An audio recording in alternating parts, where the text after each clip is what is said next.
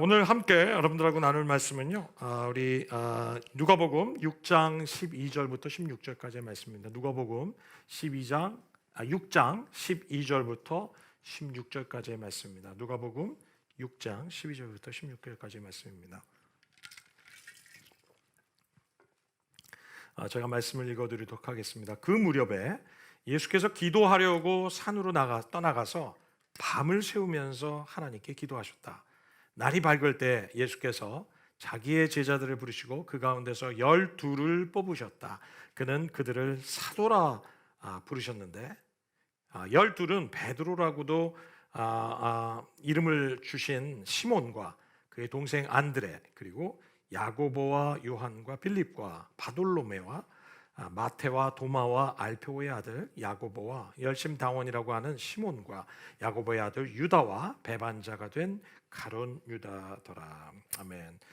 오늘 저희들이 계속해서 우리 우리 프레이즈 나잇 때 계속해서 여러분들하고 나누는 말씀은 우리 제자도에 관한 말씀을 계속 나누고 있습니다. 디사이플십 시리즈 설교를 하고 있는데요. 오늘은 특별히 이 본문을 가지고 중요한 일을 앞두고 반드시 해야 할 일, 중요한 일을 앞두고 반드시 해야 할 일이라는 제목을 가지고 말씀을 나누려고 합니다. 이번에 이 본문 누가복음 6장에 있는 본문을 가지고 이번 주와 또 다음 주까지 제가 연이어서 말씀을 나누려고 합니다. 그 말은 오늘 설교가 평소보다는 좀 짧을 수 있다는 얘기죠. 네, 여러분 축구 좋아하세요? 축구 좋아하세요? 네, 저도 축구를 뭐 자주 보는 건 아니지만 볼 때마다 참 이렇게 너무 재밌다는 생각이 드는데요. 근데 몇 년 전인 것 같아요. 몇 년 전에 여러분 혹시 그 청춘 FC 헝그리 11이라는 그 프로그램 혹시 보신 적 있으세요? 있을까요? 네. 이 프로그램은 이제 몇 년 전에 한동안 유행했던 이제 TV 프로그램인데 이 축구 선수 안정환 선수 있잖아요. 그 안정환 선수가 중심이 돼서 이전에 그 축구를 하다가 개인적으로 또 환경적 상황적인 어려움으로 인해서 축구를 그만둔 사람들, 그런 포기한 선수들을 다시 이제 격려하고 또 용기를 줘서 좀 재기할 수 있는 그런 기회를 주는 그런 프로그램입니다. 근데 굉장히 인기가 됐는데요. 그래가지고 이 프로그램에 이미 이제 축구 선수 뛰다가 이제 포기한 사람들을 이제 공개 모집을 했는데 몇 명이 어플라이를 했냐면 2,300여 명이 그냥 접수를 했어요. 그래가지고 이 안정환 선수를 중심으로 한 20명의 선수만을 이렇게 선발을 하는 그런 프로그램입니다. 근데 이 프로그램의 그 캐치프레이즈가 뭐였냐면 이런 거예요. 축구 미생들의 뭐 완생 도전기, 막 이런 제목이 이렇게 캐치프레이즈를 하면서 이제 이 안정환 선수가 감독이 돼서 직접 이런 선수들을 찾아가서 격려를 해가지고 이제 다시 용기를 줘서 이제 팀을 만들어가는 겁니다. 그런데 굉장히 처음에 모집해가지고 팀을 하는데 너무너무 못하는 거야, 팀들이. 그래서 이 실력도 떨어지고 좀 굉장히 갑갑한 상황들이 계속 이제 있는 그대로 다 보여주는 겁니다. 그런데 이 팀들을 안정환 선수가 좀 한 사람 한 사람 전부 다 축구를 포기할 정도로 부족함이 많았지만 그 사람들이 용기를 주면서 이 사람들의 잠재성을 이렇게 보면서 그러면서 이제 선수들을 선출합니다. 이렇게 선택된 선수들이 강훈련을 이제 하게 됩니다. 그러면서 이제 점점 기량이 늘고 또 실력들이 늘면서 팀들이 점점 이제 부각하기 시작을 하는데요. 한 번은 이제 제가 이제 경기를 봤는데 그때 아마 제가 기억하기로는 이랜드인가 팀이랑 이제 경기를 했어요. 그런데 지긴 졌는데 2대3으로 졌어요. 그러니까 사실 그 전까지는 뭐 완전히 팀들이 정말 헤매고 못하고 막 안정환 선수도 막 죽으려고 그러고 막 이랬는데 막 격려하고 막 강훈련을 통해 가지고 이들이 이제 기량이 점점 이제 좋아지는데 나중에는 제가 이제 보면서 야, 이렇게 변할 수 있구나 하면서 그들의 잠재성이 그냥 이제 극복이 되어지고 또 그들이 안 된다 자기들은 포기한 생각들이 이렇게 극복이 되면서 다시 일어나서 축구 선수로 이제 뛰기 시작하는 모습을 볼 때 굉장히 감동이 되더라고요. 오늘 이 본문 말씀에 보면 예수님께서 제자들을 선출하시죠. 그럼 예수님께서 그 제자들을 선택하시는 굉장히 중요한 장면입니다. 그런데 그 예수님께서 왜 이 12제자를 선택하시냐, 이것이 왜 이렇게 중요했냐면 이 예수님의 제자들은 예수님이 죽으신 다음에 예수님의 사역을 그대로 수행해야 할 그런 제자들이었기 때문에 그들의 존재는 너무나 중요했죠. 그런데 예수님께서는 이 12제자를 선택하시고 성경에 보니까 그들을 뭐라고 부르셨냐면 사도라고 부르셨습니다. 여러분, 이 사도라는 말은 어떤 의미를 가지면 이 아파스톨로스라는 의미로 단어로, 우리 그 헬라어 단어로 사용되는데요. 이 말의 원어적인 의미는 뭐냐면 보내심을 받은 자라는 의미를 가지고 있습니다. 사도란 어떤 의미냐면 보내심을 받은 자라는 거죠. 그러니까 이 12명의 사도들은 바로 예수님의 이름으로 복음을 가지고 모든 민족에게 보내심을 받을 자로 예수님께서는 생각하고 계셨기 때문에 그들을 불러서 그들을 선택해서 사도라는 이름으로 그들을 예수님의 제자로 사도로 부르셨 그 장면이 바로 오늘 우리에게 주시는 말씀의 중심 내용입니다.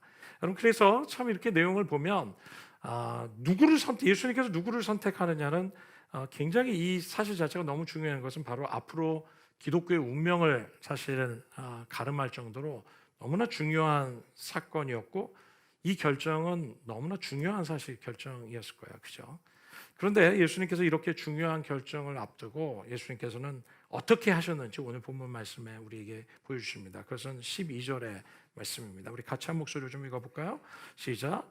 그 무렵에 예수께서 기도하려고 산으로 떠나가서 밤을 새우면서 하나님께 기도하셨다라는 말씀이 있습니다.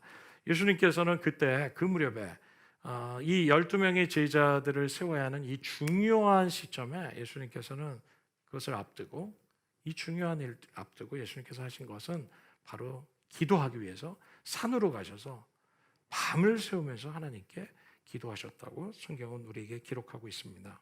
왜 예수님께서는 이 제자를 선택하시기 전에 밤을 지새우면서 하나님 앞에 기도하셔야만 했을까요? 왜 예수님께서는 이렇게 밤새도록 기도하셔야만 했을까요? 그것은 예수님께서 이 제자들을 선택하시는 일이 바로 자신의 뜻대로 되어야 할 일이 아닌 것을 예수님께서 아셨기 때문입니다. 다시 말하면 예수님은 하나님이 원하시는 뜻대로 하나님이 기뻐하시는 사람들을 예수님의 제자로 하셔야 한다는 것을 아셨기 때문에 예수님께서는 밤새도록 기도하셨다는 것이죠. 예수님의 기도는 바로 하나님 아버지의 뜻을 물으시기 위해서 예수님께서는 이런 기도를 하셔야만 했다는 것입니다. 여러분, 우리는 이 기도에 대해서 여러 정의들을 할 수 있는 것 같아요. 그런데 그 가운데 저는 이 기도를 이렇게 정의를 하고 싶습니다. 기도란 자기의 뜻을 내려놓고 하나님의 뜻을 구하기 위해 하나님을 의지하는 겸손의 행위다. 자기의 뜻을 내려놓고 하나님의 뜻을 구하기 위해서 주님을 의지하는 그런 겸손한 행위가 기도라고 우리는 정의할 수 있게 되는 것 같아요. 여러분, 기도란 내 생각보다 더 크신 하나님의 뜻을 우리가 의존하고 그 뜻이 이루어지도록 하기 위해서 우리가 그 하나님을 의존하고 하나님의 뜻이 무엇일까라고 우리가 집중하는 그 시간, 그 하나님과의 대화를 우리는 기도라고 말할 수 있습니다. 여러분, 많은 경우에 우리는 기도를 통해서 이럴 때가 많잖아요. 내가 원하는 뜻을 이루기 위해서 하나님의 뜻을 꺾고 내 뜻을 관철하기 위해서 우리는 열심히 기도하려고 하는 경향들이 우리 속에 참 많이 있는 것 같아요. 내가 원하는 뜻을 이루기 위해서 그리고 그것이 관철되기 위해서 하나님께 졸라대는 것, 이것을 마치 기도라고 우리가 생각하지만 기도는 무엇보다 더 중요한 것은 우리가 그렇게 기도하기 전에 정말 하나님의 뜻이 무엇일까? 그 하나님의 뜻이 이루어지도록 하기 위해서 우리가 하나님 앞에 정말 엎드려야 되는, 그리고 그 하나님의 뜻이 이루어지기 위해서 우리가 정말 그분을 의지하고 맡기는 그 믿음, 이것이 바로 믿음의 본질이고 바른 기도인 것을 성경은 우리에게 말씀하시죠. 여러분, 그렇지만 그래서 우리가 중요한 것은 무엇이냐면 내 뜻이 아니라 바로 하나님의 뜻이라는 거예요. 다시 말하면 내 인생의 주도권이 내가 가지고 있는 것이 아니라 하나님이 가지고 계시다는 것을 우리가 인정하는 것이죠. 그래서 여러분 기도할 수 한다는 것은 바로 내 인생의 왕이, 내 인생의 주인이 하나님이신 것을 바로 인정하는 것이 바로 기도라는 사실을 우리가 깨달을 때 정말 우리가 기도하지 않을 수 없는, 그래서 정말 하나님의 선하신 뜻이 무엇일까, 그 뜻이 내게 이루어지도록 하기 위해서 우리가 기도해야 한다는 것입니다.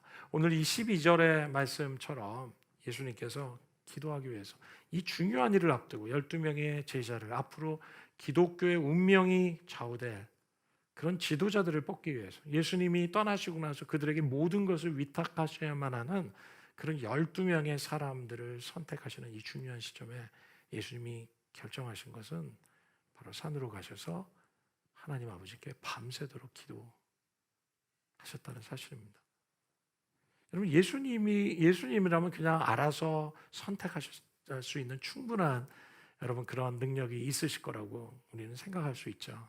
그럼에도 불구하고 예수님이 이 땅에 오셔서 완전한 사람으로 인간이 어떻게 살아야 하는지를 우리에게 보여주시기 위해서 예수님은 사람이 되셔서 이 땅에 오셔서 우리에게 사람으로서 하나님을 어떻게 섬기고 어떻게 순종해야 하는지를 보여주신 그런 모범을 보여주시기 위해서 예수님은 인간의 육체를 입고 오셨음을 우리는 생각하게 됩니다. 여러분, 기도를 하다 보면 이런 변화가 있습니다. 우리 마음에 참 두 개의 생각, 두 개의 초점이 있었지만 기도하기 시작할 때 점차로 이것이 하나로 되어가는 것을 우리가 경험하는 것이 바로 기도입니다. 기도는 우리의 혼란한 생각을 기도하는 가운데 정말 하나님의 뜻에 우리의 생각이 하나로 되어가는 과정. 그래서 기도란 이렇게 얘기하죠. 하나님의 뜻을 내 뜻에 맞추는 것이 아니고 오히려 나의 뜻을 하나님의 뜻에 맞추는 것이 기도다. 내 뜻을 하나님께 맞추어가는 과정이 우리가 기도하는 시간 속에서 이루어진다는 것입니다. 여러분, 우리는 하나님의 뜻을 쉽게 이렇게 알 수 있을 것 같지만 사실 그렇지 못하지 않습니까? 어떨 때는 주님의 뜻이 뭔지 잘 몰라요. 어떨 때는 굉장히 혼란할 때가 있습니다. 그리고 이 생각도 들었다, 저 생각도 들었다. 우리 마음에 참 우리 생각은 이 생각 저 생각, 내 육신의 생각도 있고, 또 우리의 생각은 사단이 주는 생각일 수도 있고, 또 그렇지만 또 하나님이 주시는 생각들도 있죠. 그래서 이 생각들, 여러 생각들, 잡생각들, 또 감정적인 거, 우리의 정욕들, 이런 모든 것이 다 우리 안에 믹스되어서 때로는 우리가 기도를 하면서도 무엇이 하나님의 뜻인지 잘 알지 못할 때가 참 많아요.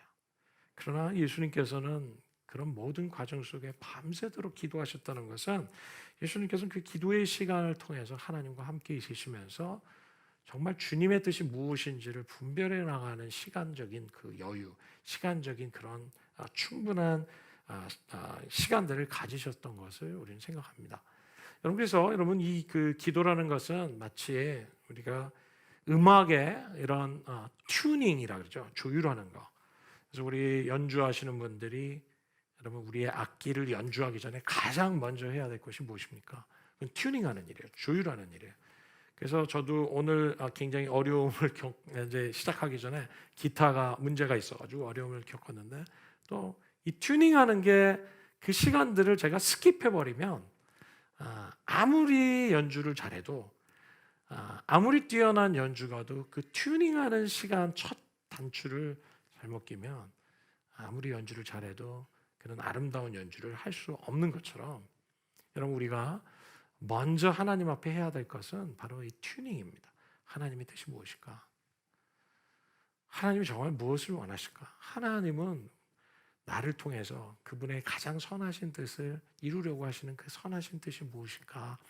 우리는 정말 이렇게 먼저 하나님의 뜻에 나의 뜻을 조율하고 맞추는 과정, 이것이 바로 기도를 통해서 일어난다는 것이죠.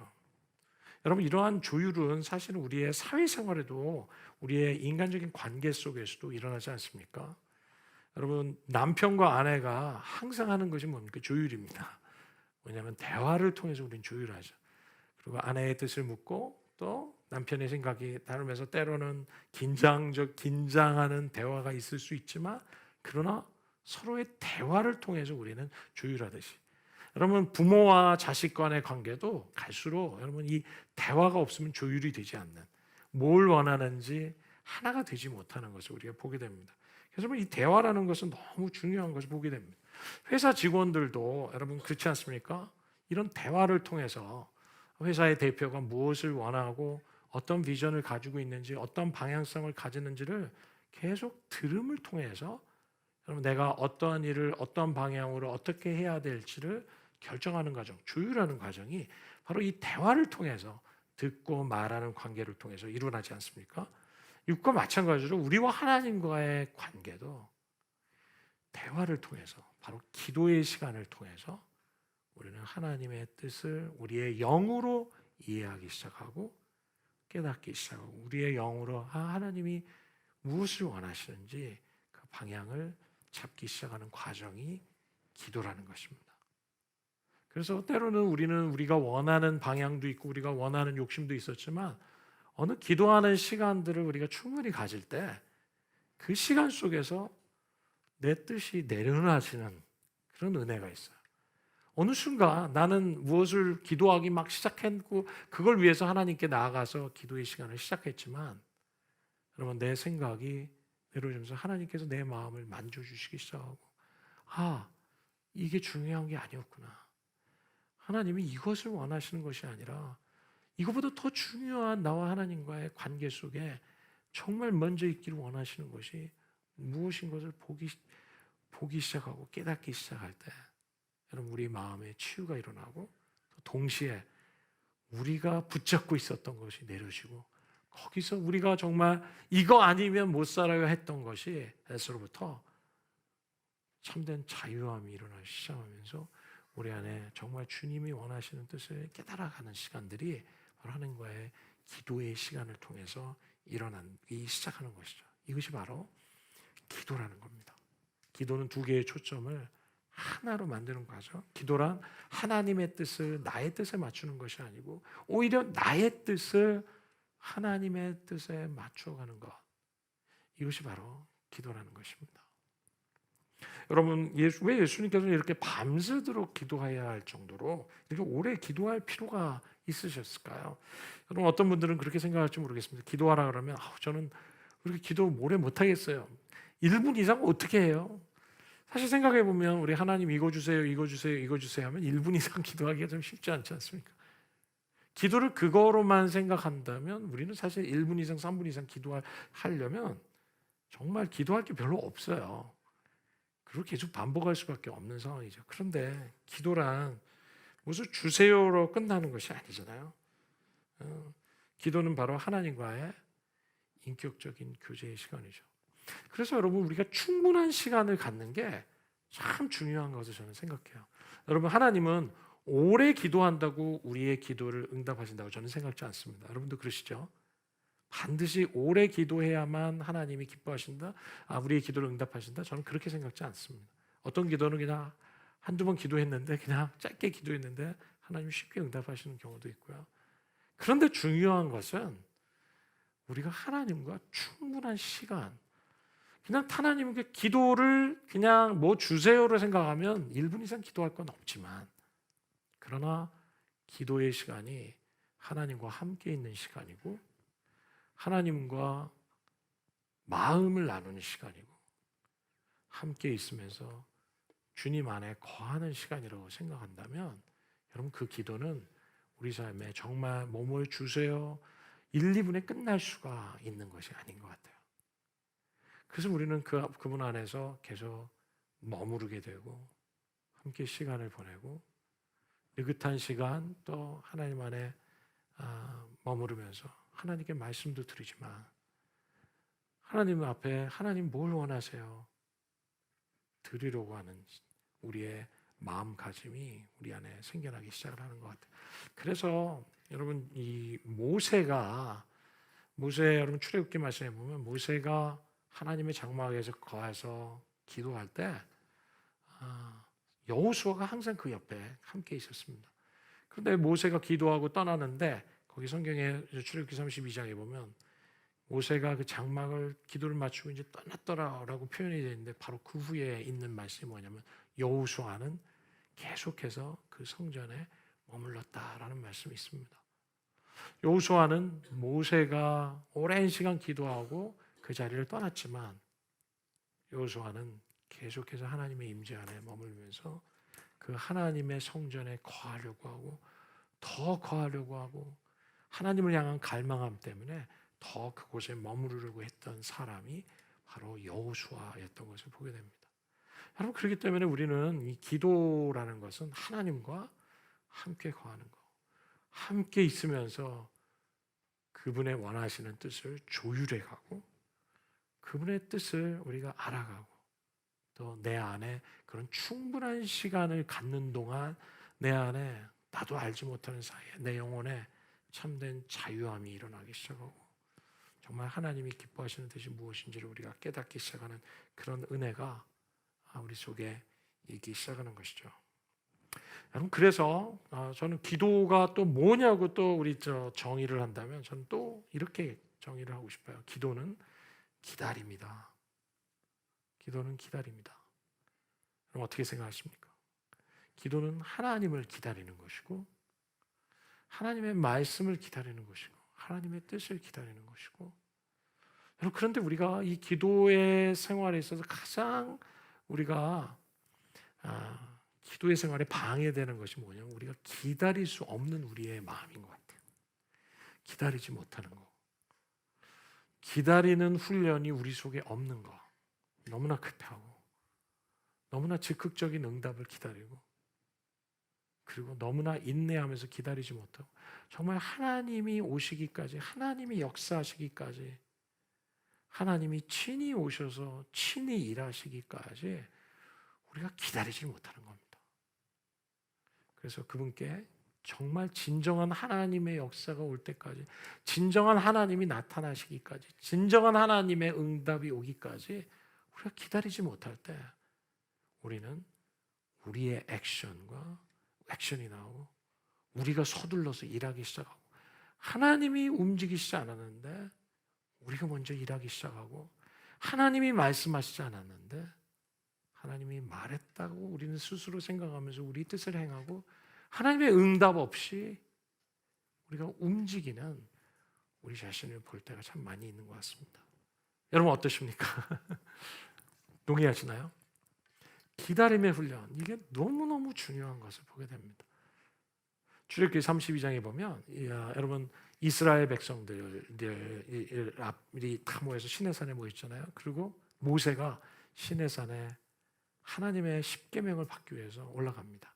그리고 이스라엘 백성들과 또 지도자 아론이 밑에서 모세가 그 율법을 가지고 하나님의 말씀을 받아가지고 내려오기를 그렇게 기다리고 있었습니다.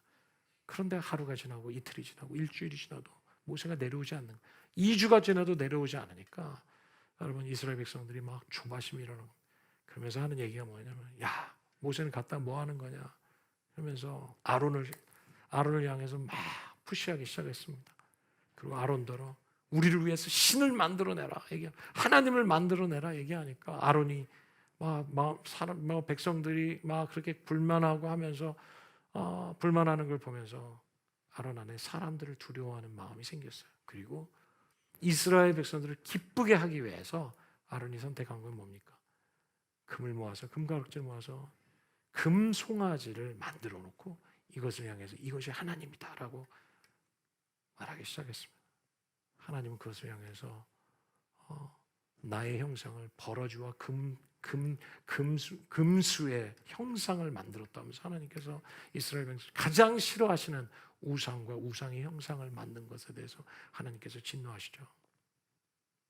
여러분 우리가 모세와 아론과 이스라엘 백성들이 하나님 앞에 기다리지 못함으로 말미암아 그들이 행한 죄는 무엇입니까? 우상을 만들어내고 우상을 섬기기 시작하고 하나님이 아닌 것을 가지고 하나님이 행하시지 않은 것을 가지고 하나님이라 말하고 하나님이 말씀하시지 않은 것을 가지고 하나님이 하셨다고 말하면서 그들은 그것을 숭배하고 따라감으로 인해서 그들은 너무나 큰 실수를 범하기 시작했습니다.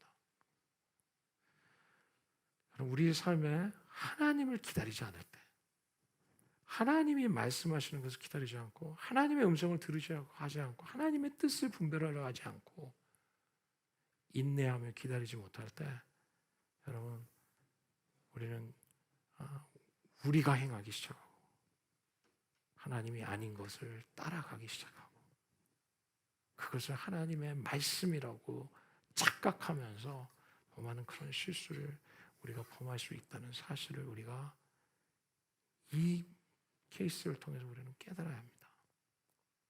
여러분 중요한 일을 앞두고 여러분 어떻게 하고 계십니까? 어떻게 하고 계십니까? 중요한 일들을 향해서 또 하나님의 뜻을 기다릴 때 여러분 정말 주님의 응답을 오기까지 정말 기다리고 계십니까? 아니면 그냥 기다리지 못하고 한두 번 기도하고 그리고 그냥 내 원하는 대로 내 뜻대로 여러분 결정해서 정말 그것이 마치 하나님의 뜻인 양 우리가 따라가고 있지는 않습니까? 여러분 주님께서 우리에게 분명하게 말씀하십니다. 주님을 기다려야 한다는 거예요. 너무나 많은 사람들이 부흥을 원하지만 정말 참된 부흥을 기다리기보다 사람이 만들어내는 부흥을 추구하는 모습들이 우리가 얼마나 많은지 모릅니다. 여러분 우리는 하나님이 일하실 수 있도록 하나님이 내려오실 수 있도록 하나님이 임하셔서 하나님이 친히 역사하실 수 있도록 하나님이 내 삶에 친히 오실 때까지 우리는 기다리며 기도해야 하는 것이에요. 예수님께서 밤새도록 12명의 제자들을 선택하기 전에 기도하셔야만 했던 이유는 아마도 그분은 하나님의 뜻이 분명해질 때까지 그분은 기도하시기로 작정하셨다고 저는 믿습니다. 여러분 우리가 중요한 일을 앞두고 여러분 어떻게 하고 계십니까? 여러분 시편 36편 5절에는 우리에게 이렇게 말씀하십니다. 내 갈 길을 주님께 맡기고 주님만 의지해라. 주님께서 이루어질 것이다. 내 갈 길을 주님께 맡기고 주님만 의지해라. 바로 주님만이 이 모든 것을 이루어 주실 것이라고 말씀하십니다. 요즘 우리에게 참 이 자리에는 참 청년들이 많이 와 계세요. 직장인들도 계시고 학생들도 계시고. 그런데 여러분 우리의 삶에 얼마나 중요한 일들이 많습니까? 요즘같이 어려운 때 각자 참 중요한 일들을 앞두고 계실 것 같아요. 여러분 어떤 분들은 진학의 문제를 앞두고 있다고 생각해요. 이거 얼마나 중요합니까? 어떤 부분은 직장의 문제를 놓고 여러분 중요한 여러분 기로 가운데 계신 분이 계실지도 모르겠습니다. 여러분 어떤 분들은 새로운 사업을 놓고 이 중요한 일을 앞두고 계실지 모르겠습니다. 어떤 분은 이직 문제를 앞두고 계실 수도 있고요. 어떤 분들은 특별히 어떤 프로젝트를 앞두고 계실 수도 있고 어떤 중요한 프레젠테이션을 앞두고 계실지도 모르겠습니다. 졸업 이후에 내가 어떤 인도함을 받아야 될지 이 중요한 일을 우리가 또 앞두고 있고 어떤 문제는 이사의 문제, 출산의 문제, 또 재정적인 문제, 또 사역자들은 앞으로 사역에 대한 문제 여러분 이 중요한 문제들을 앞두고 있을 때 중요한 문제들 앞에서 예수님께서는 기도하셨다는 사실을 우리는 꼭 기억해야 합니다. 내 힘으로 내 감정대로, 내 생각대로, 내 느낌대로 여러분 결정할 때 우리는 큰 실수를 범합니다.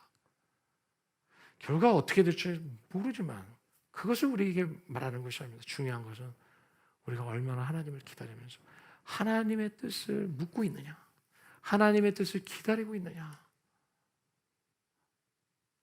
이것이 얼마나 중요한 문제입니까? 연애의 문제도 그렇습니다. 결혼의 문제도 그렇습니다. 여러분 정말로 우리가 하나님을 기다리고 하나님을 구할 때 하나님이 정말 그것 가운데 우리를 가이드해 주시고 인도해 주시고 이끌어 주시는 그런 확신 가운데 여러분 살아가는 저와 여러분이 되셨으면 좋겠습니다. 저는 보스턴에서 제 인생에도 참 이렇게 중요한 일을 결정해야 할 시기가 참 많이 있었던 것 같아요.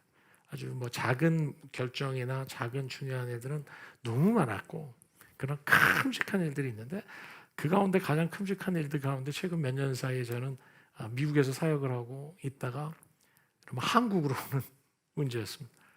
하나님이 저에게 어느 날 한국으로 가서 교회를 개척하는 마음을 주셨는데 제 상황은 너무나 맞지 않았어요. 우리 아이들이 있고 또 아내가 있고 저는 뭐 아예 그냥 미국에서 그냥 나는 그냥 여기서 사나 보다 하고 생각하고 거기서 사역을 하고 있었는데 또 제가 섬기던 교회가 있었고 그런데 어느 날 갑자기 이렇게 떠나야 되는 상황 속에 제가 거의 1년의 시간을 기도하는 시간을 보낸 것 같아요.